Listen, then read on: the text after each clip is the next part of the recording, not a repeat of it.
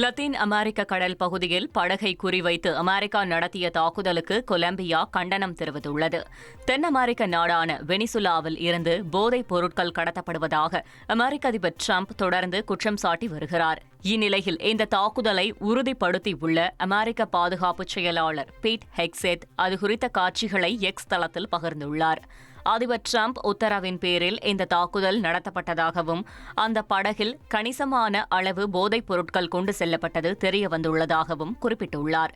இந்நிலையில் அமெரிக்காவின் இந்த தாக்குதலுக்கு கொலம்பியா அதிபர் குஸ்டாவோ பெட்ரோ கண்டனம் தெரிவித்துள்ளார். டெல்லி முதல்வர் ரேகா குப்தா யமுனை நதியை பார்வையிட்டு ஆய்வு செய்தார். டெல்லி லக்ஷ்மி நகர் பகுதியில் யமுனை நதியில் படகு சவாரி செய்து ஆய்வு செய்தார்.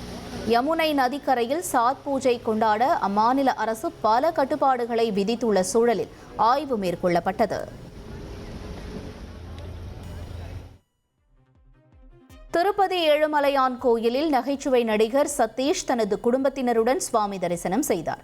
வழிபாடு முடிந்து கோயில் வளாகத்தில் உள்ள ஸ்ரீ ரங்கநாயக மண்டபத்தில் வேத ஆசிர்வாதங்கள் முழங்க தீர்த்தம் மற்றும் லட்டு பிரசாதங்கள் வழங்கப்பட்டது. ஜெர்மனியின் முனிச் விமான நிலையம் அருகே ட்ரோன்கள் பறந்ததால் விமான சேவை தற்காலிகமாக நிறுத்தப்பட்டுள்ளது. முனிச் விமான நிலையத்தில் கடந்த 24 மணி நேரத்தில் இரண்டாவது முறையாக 2 ஓடுபாதைகளும் மூடப்பட்டுள்ளன. டென்மார்க் போலந்து எல்லையில் கடந்த சில நாட்களுக்கு முன் ரஷ்யாவுக்கு சொந்தமான ட்ரோன்கள் பறந்ததாக குற்றச்சாட்டு எழுந்த நிலையில் முனிச் விமான நிலையத்திலும் ட்ரோன்கள் பறந்தது அதிர்ச்சியை ஏற்படுத்தியுள்ளது. இனி செல்லும் இடமெல்லாம் செய்தி. தந்தை டிவியின் வாட்ஸ்அப் சேனலை ஃபாலோ பண்ணினா செல்ல இருக்கும் இடமெல்லாம் செய்தி.